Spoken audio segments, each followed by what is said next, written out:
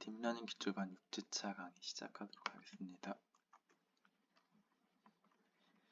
일단 목차는 저번 주 회합 리뷰와 파이토치의 기본 구성, 그리고 데이터셋과 데이터 로더, 신경망 구성하기 및 학습시키기, 신경망 저장하기, 그리고 실습과 과제로 이루어집니다.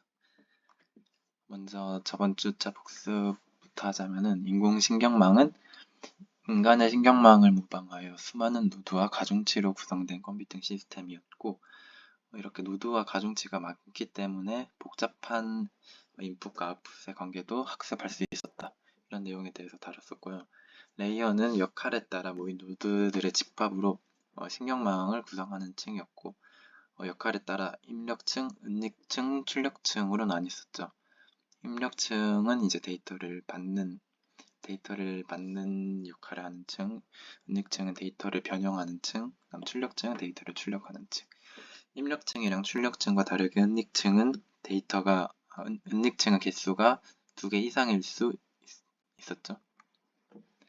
네, 다음 활성함수는 이제 계산 과정에서 계속 이제 리니어하게 데이터를 전달하면은 아무리 이제 노드 수가 많아져도 결과는 결국 하나의 이제 어떤 선형적인 관계로 표현이 되기 때문에 비선형성을 주기 위해 이제 노드에서 그 다음 노드로 데이터를 변형시킬 때 이제 사용하는 함수고, 오차 함수는 모델의 출력과 정답 데이터 간의 차이를 계산해주는 함수였죠.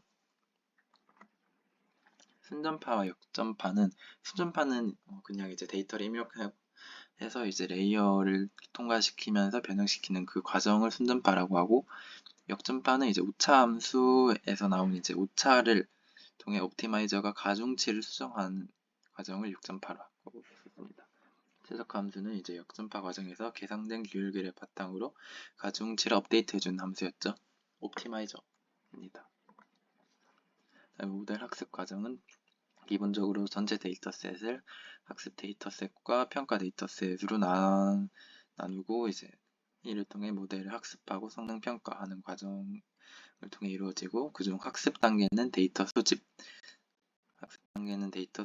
데이터 전처리, 학습용 데이터 입력, 학습해야 하는 모델, 딥러닝 모델 완성, 이런 단계로 이루어지고, 평가 단계도 밑에 보이는 것처럼 평가형 데이터를 입력하면은 이제 결과가 도출되고 오차 함수를 활용하여 성능이 평가될 수 있다. 이런 내용이었고, 학습 단계에 대해서 조금 더 자세히 다루자면은 먼저 모델을 우리가 정의해주고, 그다음 모델 순전파, 오차 계산, 오차 역전파의 과정을 거치면서 이걸 계속 반복하다 보면 이제 모델을 학습시킬 수가 있겠죠. 그러다가 원하는 만큼 학습을 했으면 학습을 종료하고 이제 모델을 이제 만들어낸 건데, 이 과정에 대해서 저희가 이제 이번 시간에 배울 겁니다. 그 다음으로 배운 게 이제 텐서형 자료 구조인데, 이제 배열이랑 행렬과 매우 유사한 자료 구조고, 파이토치에서 제공하는 어떤 특수한 자료 구조다라는 거고, 0차원은 스칼라, 1차원은 이제 축이 1개인 벡터, 2차원은 축이 2개인 행렬, 3차원은 축이 3개인 이미지였었죠. 다음 텐서의 쉐입은 이제 축의 개수만큼 이제 그 튜플 안에 이제 요소들의 개수가 있고, 그 각 요소들의 크기는 그 축의 길이로 나타낼 수가 있었죠. 이게 텐서의 쉐입이었습니다. 과제는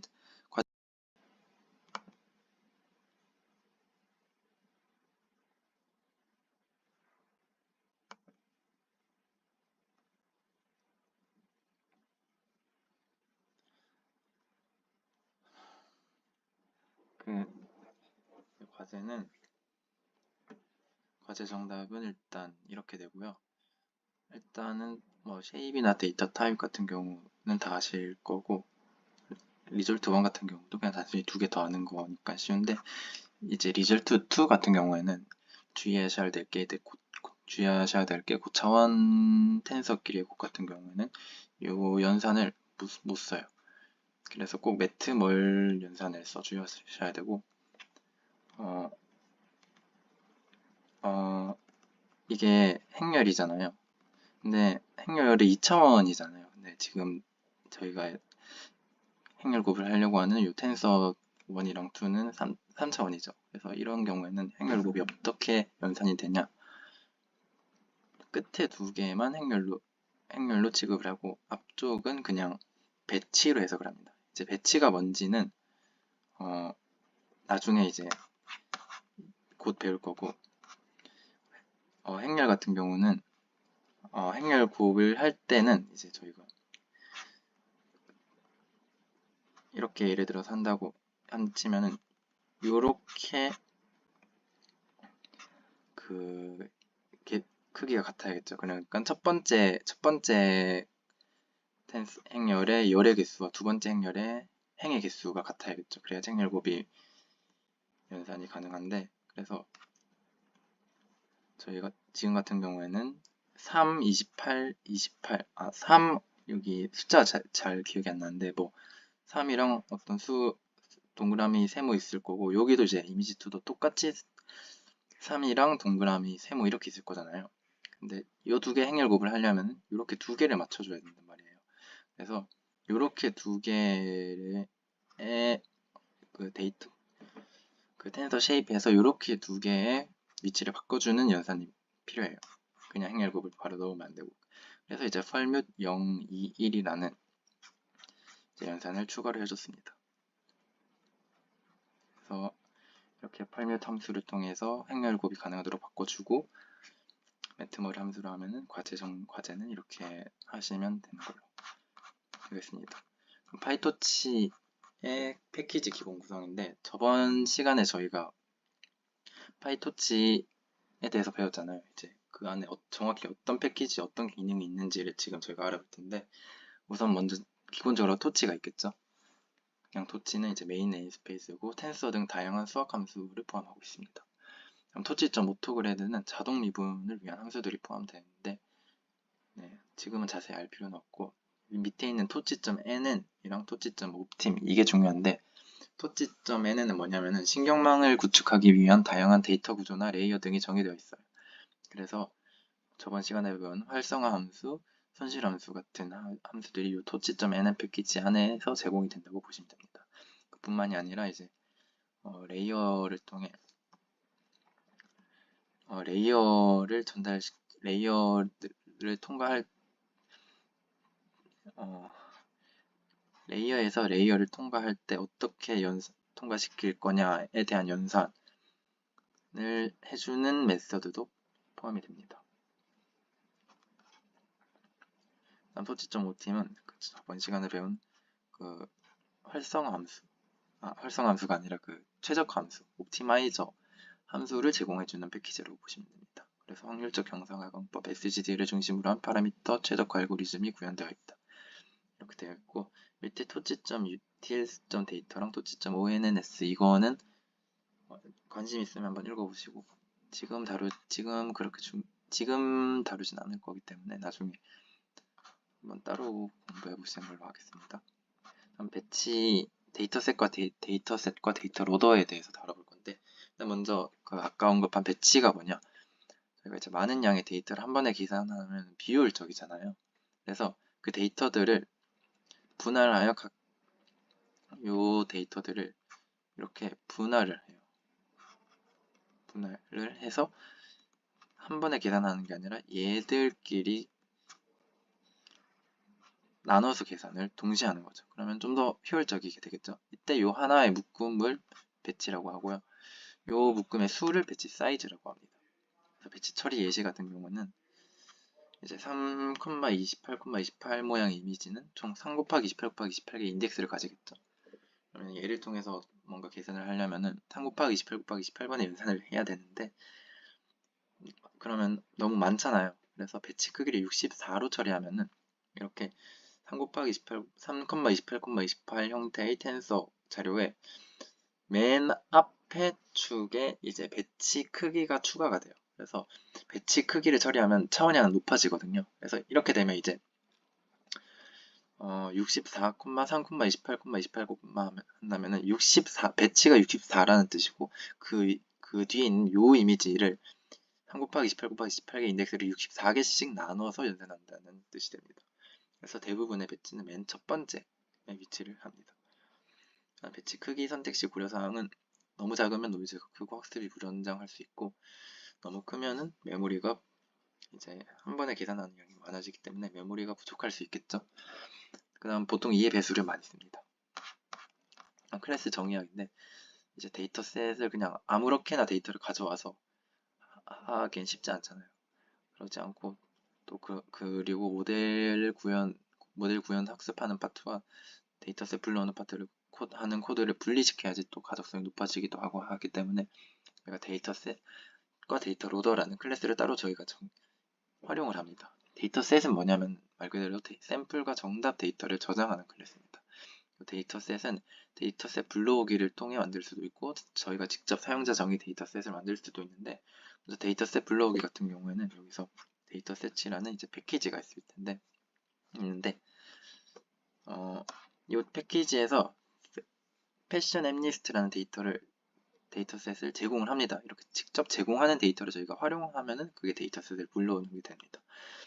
그 데이터셋을 거기서 제공하는 데이터셋에 이제 저희가 안에 파라미터를 넣어서 저희가 알맞게 조정을 하면은 이제 그 데이터를 가지는 객체가 이제 여기서는 트레이닝 데이터라는 객체 안에 저장을 시키는 건데, 그 파라미터들이 뭘 의미하냐면은 첫 번째로 루트는 데이터가 저장되는 경로입니다.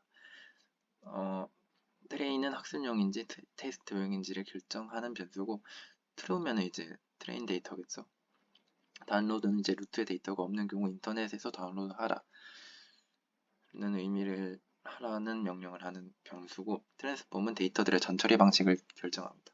예를 들어서 여기서 트랜스폼은 toTensor라는 함수로 되어 있는데, 트랜스폼 함수 같은 경우는 이제 이미지 같은 이제 데이터를 받았을 때 텐서로 변형시키는 과정이 이제 여기서의 트랜스폼 함수의 역할이 되겠죠. 물론 대부분의 경우에서 이렇게 간단하진 않고, 트랜스폼에서 이제 뭐 크기를 맞춘다던가 하는 식의 좀 더 추가적인 연산이 필요하긴 합니다. 지금 일단 간단하게 투텐서로만 정의를 했네요. 그 다음에 사용자 정의 데이터셋은 저희가 직접 데이터셋을 만드는 건데, 저희가 직접 클래스를 만드는 거기 때문에 초기화 함수 in과 len, get 아이템 이렇게 세 개의 메소드를 포함시켜야 돼요. 일단 첫 번째로 init은 이미지의 주석 파일이 포함된 디렉토리와 트랜스폼의 초기화라고 되어 있는데, 쉽게 말하면 데이터셋을 불러오는 역할을 하고, 그 다음 트랜스폼 함수를 정의하는 그런 메소드라고 보시면 됩니다. 그 다음 len 메소드 같은 경우는 데이터셋의 샘플 개수를 반환하는 함수입니다. 이건 쉽고, get 아이템 같은 경우에는 주어진 인덱스에 해당하는 샘플을 데이터셋에서 불러오고 반환하는 함수입니다.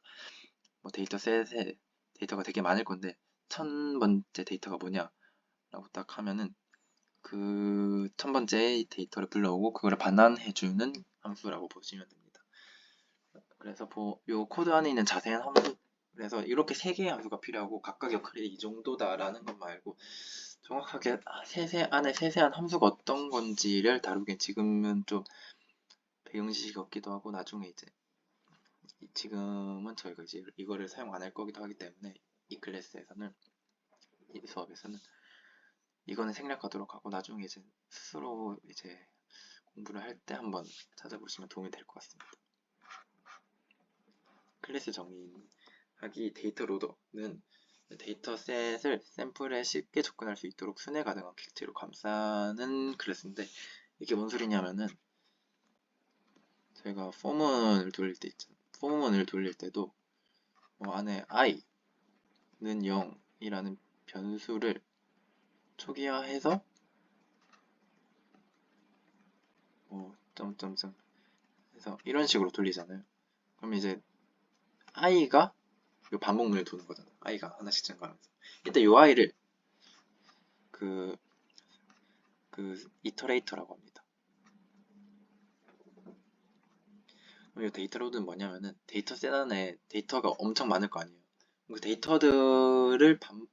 데이터 내에서 그 데이터들을 접근하기 위해서 순회를 해야 되는데, 그 순회를 할 수 있도록 하는 객체를 만드는데 사용되는 클래스입니다. 예를 들어서 여기는 트레인 피처스, 트레인 라벨스라는 객체를 만들고, 얘들은 이제 이렇게 이터레이터 제로서 정의가 됩니다. 얘들을 통해서 이렇게 0번째 데이터셋의 0번째 데이터에 접근을 이렇게 할 수 있습니다. 다음으로 이제 신경망 구성학인데, 신경망은 먼저 그 아까 얘기한 그 nn 파이토치.nn 이제 nn으로 바꾼다 치면은 nn.모듈을 상속받아서 모델을 정의하는 게 바로 모델을 정의하는 첫 번째 기본적인 방법입니다. 그래서 여기 보시면은 myModule이라는 클래스는 nn.모듈을 상속받고 있죠. 그래서 그 모듈 안에는 init 함수와 forward 함수 이렇게 두 가지가 필요합니다.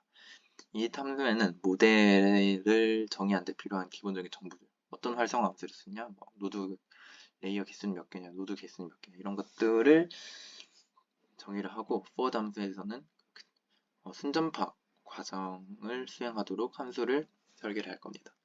각각의 이렇게 함수들이 이렇게 있는데 어떤 함수들이 있는지 알아보자면, 먼저 flatten, 이미지와 같은 인풋을 연속된 비율로 변환.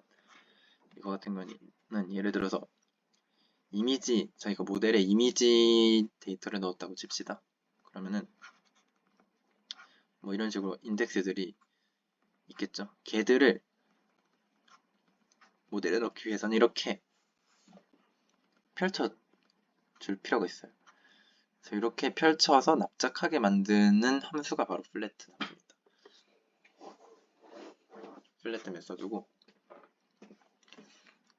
그래서 얘를 통해서 예를 들어서 28 곱하기 28 크기의 이미지라고 하면은 여기 28 곱하기 28개의 인덱스들이 있을 거고, 요 각각 인덱스들이 28 곱하기 28개의 노드들에 이렇게 전달이 된다고 보시면 됩니다. 그다음 리니어 함수인데, 리니어 함수 같은 경우는 어떻게 다음 레이어에서 다음 레이어로 데이터를 전달하느냐를 정의하는 함수라고 보시면 됩니다. 그래서 리니어 안에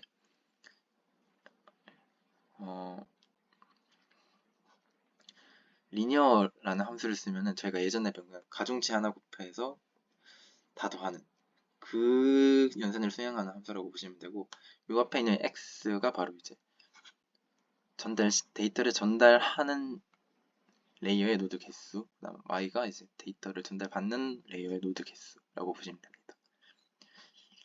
예를 들어서 nn.linear 16,4라고 하면은 16개의 노드를 갖는 레이어에서 4개의 노드를 갖는 레이어로 그 가중치를 곱해서 다 더하는 방식으로 데이터를 전달하는 역할을 하는 함수라고 보시면 됩니다.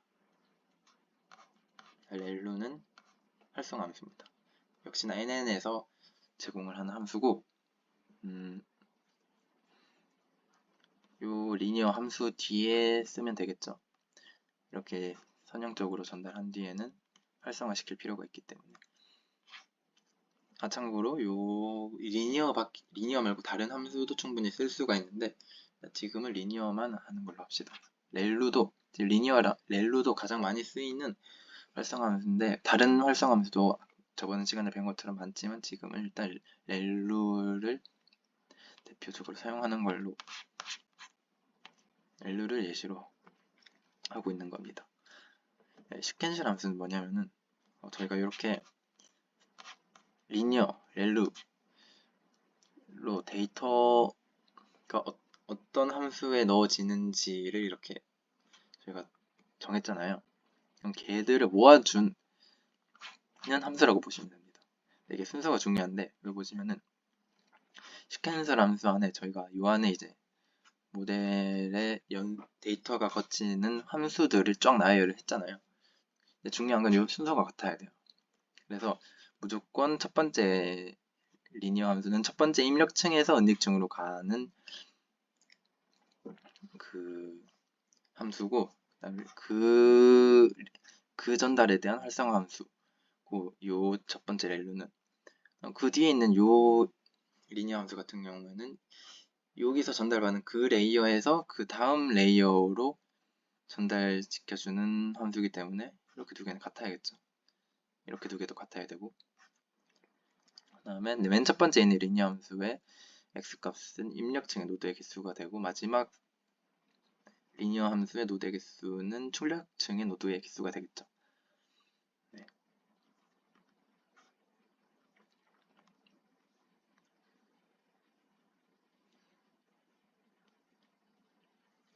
그래서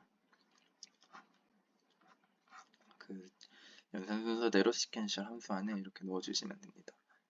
그래서 이 시퀀셜 함수 여기서 주의하셔야 될 게 얘들은 전부 어떤 nn.flatten이 하나의 함수가 아니라 nn.flatten을 통해서 flatten이라는 함수를 저희가 얘 어떤 역할을 하는지를 저희가 지정을 한 겁니다. 클래스라는 객체를 생성해서 시퀀셜도 마찬가지고요. 얘들이 직접 사용하는 게 아니라 얘들을 통해서 어떤 플래튼이랑 시크 모델스라는 객체를 저희가 만들었 겁니다. 이런 역할을 하는 얘들은 그저 어떤 역할을 수행하면 된다라는 거를 제공시켜 주는 것일 뿐이고 실제 객체는 아닙니다. 그 다음 요 시크 모델 플래튼 함수는 그래서 만들어진 요 객체들은 순전파 함수에서 이렇게 활용이 가능한데 순전파 함수에서 먼저 요 인풋으로 받은 x를 평평하게 만들어 줘야겠죠. 이렇게 x를 좀 바꾸면 그 x를 이제 요 안에 넣으면은 시크 모델 안에 파라미터로 넣으면은 요 과정을 x가 거쳐요. 그래서 나온 출력값이 y가 되는데 이게 바로 모델의 출력값이겠죠. 그래서 y를 리턴하면 이게 x를 넣었을 때 y가 출력되는 순전파 과정 함수를 설계한 거라고 보시면 됩니다. 그래서 참고로 지금 여기 그림이 안 적혀 있는데 이 모델을 도식하면 이런 형태가 되겠죠. 첫 번째 노드의 개수는 32, 두 번째 노드의 개수는 16, 세 번째는 4, 네 번째는 1. 각각 여기서는 렐루가 쓰이겠죠. 여기는 아직 지정을 안 해줬는데 출력층의 활성함수는 보통 요 안에 지정하지 않고 바깥에 지정합니다. 그 다음에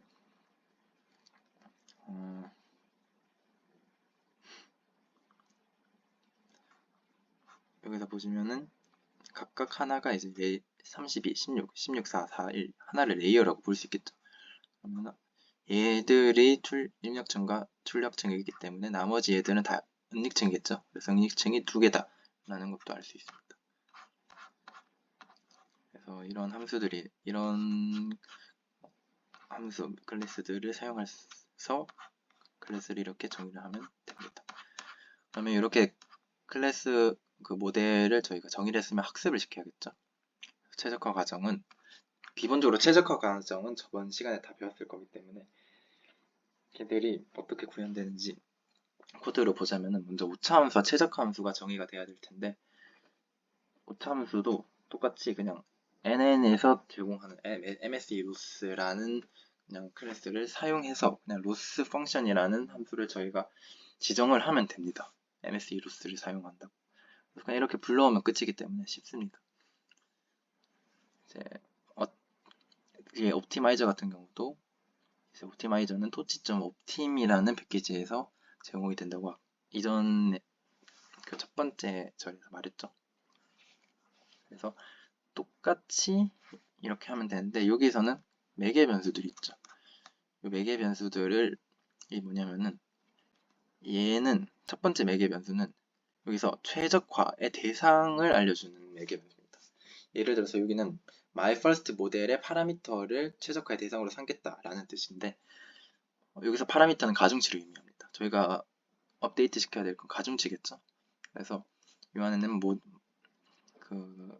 최적화 시킬 대상을 넣어주면 되고 이제 대부분의 같은 경우는 그냥 모델 이름 .parameters 함수를 쓰시면 됩니다. 뒤에 ARR 같은 경우는 학습률인데 학습률 같은 경우는 저번 시간에 배웠죠. 업데이트를 할 때 얼마나 크게 업데이트를 하냐를 정해주는 변수라고 생각을 하시면 됩니다. 여기서는 0.01로 설정을 했네요. 그래서 이렇게 저희가 그 최적화 함수랑 오차 함수를 정의해서 실제로 이런 객체 할당을 했습니다. 그럼 이 객체를 통해서 최적화 함수와 오차 함수를 쓸 수가 있는 거죠. f크는 정의를 했으면은 학습시키고 반복해야겠죠. 이따 그 반복을 얼마만큼 하냐, 반복 횟수를 f크라고 합니다. 보시면은 f크만큼 반복을 하는데, 얘는 일단 그냥 데이터인데 그냥 아무 의미 없는 데이터죠. 랜덤하게 발생했으니까. 그냥 지금 같은 경우는 모델 자체도 아무 의미가 없기도 하고 데이터도 아무 의미가 없는 데이터이기 때문에 딱히 기능은 없는데 모델이 학습을 해도, 그래서 그냥 기능 없는 데이터, 무작위 데이터 셋을 만든 거라고 보면 되고, 요 밑에 이게 중요한데, 이렇게 요 5개의 과정이 중요한데, 먼저 옵티마이저 제로점 그래드는 반복하잖아요. 그럼 여기서 옵티마이저를 해서 그래드를 각 가중치의 그레디언트를 계산을 할 텐데, 그 그레디언트를 남아 있어요. 그래서 반복문 돌 때 그 그레디언트를 통해 계산을 하면 안 되겠죠. 새로운 이제 업데이트 완료되고 새로운 업데이트 완료됐고 그 뒤에 그레디언트를 새로 계산해야 하기 때문에 초기화를 한번 해줄 필요가 없는데, 이건 그겁니다. 이전 계산의 그레디언트를 초기화하는 함수고, 먼저 이제 얘가 필요합니다. 그 다음에 이거는 my first 모델에 인풋을 넣으면, 이건 뭐냐면은 my first model 점 forward에 인풋을 넣은 거랑 거의 똑같은데, 그냥 그 점 forward 안에 인풋 넣은 거는 라고 안 쓰고 그냥 my first 모델에 매개변수로 인풋을 넣어도 상관없습니다. 이렇게 모델에 인풋을 넣어서 아웃풋 결과를 계산을 한다. 이게 수문전파 과정이죠. 그런 과정이고, 이건 쉽죠? 근데 이제 로스는 그 뒤 밑줄, 이 밑줄은 로스를 계산하는 과정입니다. 이 로스라는 값은 로스 함수에 아웃풋과 우리 출력값과 라벨, 정답값을 넣으면 계산이 알아서 해주겠죠. 저희가 MSE 로스 과정을 통해. 그렇게 해서 로스를 계산하는 과정이고, 이 로스점 백월드는 가중치 그래. 이 로스를 기반으로 로스를 기반으로 가중치의 그레디언트를 계산하는 과정이라고 보면 됩니다. 그래서 이 백월드라는 함수 안에 알아서 우리가 저번 시간에 배웠던 기능들이 잘 구현되어 있다라고 보시면 될 것 같아요. 옵티마이저 점 스택은 그렇게 계산된 가중치를 통해서 업데이트를 하는 과정이라고 보면 됩니다. 그래서 전체적으로는 그레디언트를 초기화해서 이제 아웃풋 구하고, 그걸 통해 오차 구하고, 또 그걸 통해 그레디언트 구한 다음에 업데이트를 계속 반복하는 게 이제 모델의 신경망 학습시키기의 기본 구조라고 보시면 될 것 같습니다. 그 전에 이제 오차함수와 최적함수 정리가 필요하고, 다음은 모델 가중치 저장하고 불러오기. 네, 이거는 이제 저희가 모델을 정의를 했어요. 그 다음에 학습을 시켰어요. 그러면 저장을 해야겠죠, 모델을. 그 저장을 어떻게 하냐면은, 결국 모델이란 거는 특정한 모델을 학습시켰으면 그 학습시켰다는 거는 그 안에 있는 가중치들을 우리가 조정을 했다라는 뜻이 되잖아요. 그래서 모델을 저장한다는 건 안에 있는 가중치를 저장한다라는 뜻이 돼서, 파이토치 모델은 학습한 매개 변수를 스테이트딕트라고 불리는 내부 상태 사전에 저장을 하고, 여기서 이 매개 변수는 가중치를 의미합니다. 이 상태 값들을 토치.saveS들을 사용하여 저장을 할 수 있습니다. 그러니까 모델.점 이 VGG16은 그냥 모델 이름이기 때문에 그렇게 신경 쓸 필요 없고, 뭐 아까 저희 예시로 들자면은 모델.vgg16 대신에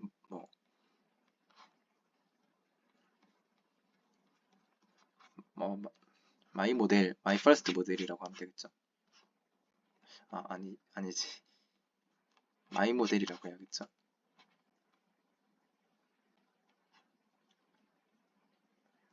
마이 모델 이렇게 있으면은 요 안에 이제 매개 변수로 weight는 이 값을 넣으면 이제 요 마이 모델의 형태는 그대로 유지를 하면서 그 가중치들이 이미 학습된 가중치를 바로 이렇게 부여해서 학습이 완료된 가중치를 바로 이렇게 불러올 수가 있어요. 그래서 요 더블 웨이츠 안에 있는 얘들은 가중치들을 모아둔 뭐 CSV 파일이나 뭐 이런 파일로 가중치들을 모아둔 경로를 파일의 경로를 이렇게 놔둬주면은 그 안에 있는 웨이트들을 이제 모델에 다 적용을 해서 바로 이렇게 학습된 모델을 불러올 수 있다라는 거고. 그럼 이렇게 얘들을 저장은 어떻게 하냐? 이거 여기에다가 이 경로에다가 웨이트는 어떻게 저장하냐? 토치.save 함수를 통해 저장을 합니다. 토치.save 안에 이제 model.stateVerdict라는 함수의 내부에 저장된 각 파라미터들을 이 경로에 저장하겠다라는 뜻입니다. 이게 저장하는 방법이고, 이제 불러오는 방법은 아까 말했던 아까 요거랑 똑같은 그겁니다. 이렇게 이런 식으로 불러오면 됩니다. 모델 저장 및 불러오는 건 이런 과정을 거쳐서 하면 됩니다. 그럼 이제 실습하고 끝내도록 하겠습니다. 일단은 저희가 이제 모델을 구현하고 학습하는 방법을 배웠기 때문에 실제로 저희가 이제 모델을 구현하고 학습을 한번 해볼게요. 현재 조건은 여기 나와 있는 요 조건대로입니다. 요 조건대로 한번 같이 실습을 해보도록 할게요. 일단은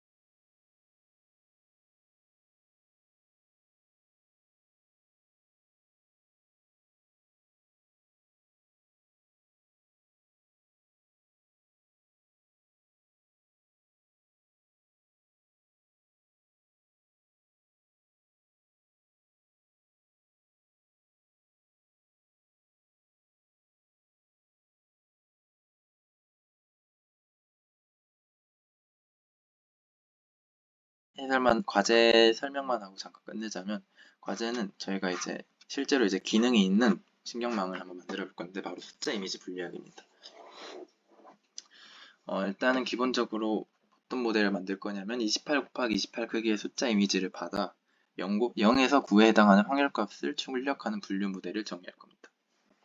예를 들어서 보이시는 바와 같이 5라는 사진을 받았어요. 그러면은 이렇게 출력을 할 건데, 보시면 여기서부터 각각 인덱스들이 0, 1, 2, 3, 4, 5, 6, 7, 8, 9, 1 확률이 나타납니다. 보시면은 뭐 마이너스 27승, 마이너스 24승 거의 다 0이죠. 근데 얘만 지금 거의 1이죠. 플러스 얘만 거의 1이죠. 그래서 아주 정확하게 모델이 훈련이 됐다라는 걸 알 수 있습니다. 5일 확률이 거의 100%다. 뭐 이런 식으로 출력을 하고 이런 식으로 작동하는 모델을 한번 만들어 볼 겁니다. 과제로. 데이터셋은 아무래도 이렇게 랜덤으로 하면 안 되겠죠. 파이토치에서 제공한 엠리스트 데이터셋을 사용하여 학습을 시킬 거고, 숫자 이미지 하나를 입력해서 0에서 9 중 어떤 숫자인지 판단해 보기. 지금 말하면서 알았겠지만 여기서 출력창의 노드의 개수가 어떻게 될지가 이미 나왔죠.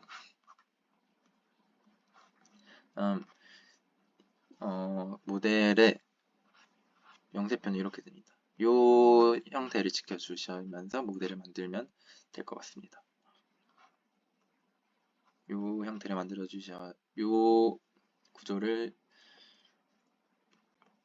만족하면서 모델을 만들어주시고, 그렇게 모델을 만든 다음에 학습까지 시켰다면 이제 실제로 그 모델이 잘 작동하는지 저희가 실제로 이미지를 넣어볼 건데, 노션에 역시나 또 숫자 이미지, 이 이미지입니다. 이 이미지를 넣어줄 건데, 그 이미지를 다운로드해서 우리가 만드는 제가 이제 램 6에서 저는 이제 램 6에서 이제 만들었잖아요. 그럼 램 6에 이제 이렇게 이미지를 넣어 다운로드합니다. 그 다음에 이제 얘를 이제 경로로 이미지를 받은 다음에 걔를 모델에 입력해서 출력 결과를 봅니다. 아까와 똑같이 포크에 따라 로스를 이렇게 출력을 해봤는데 보시면 알겠지만 이게 정상적인 로스입니다. 점점 줄어들고 있죠. 물론 중간에 살짝 높아지는 게 단 하나도 살짝 높아지진 않네요. 완벽하게 로스가 줄어들고 있습니다. 이게 정상적인 출력 결과입니다. 로스는 점점 줄어드는. 그래서 이 이미지를 하나 넣어서 로스가 얘는 지금 학습하는 상황에서 출력된 결과고, 이 이미지를 넣었을 때의 결과는 요 밑에 있는 얘가 됩니다. 그래서 학습하고 이미지를 넣어서 한번 얘를 출력해봐라 라는 게 과제의 목표고요. 스켈레톤 코드는 이렇게 제공을 해줍니다. 그래서 이 빈 부분을 채워주셔서 GitHub에 올려주시면은 저희가 잘 확인하도록 하겠습니다. 그럼 오늘 수업은 여기까지 하도록 하겠습니다. 수고하셨습니다.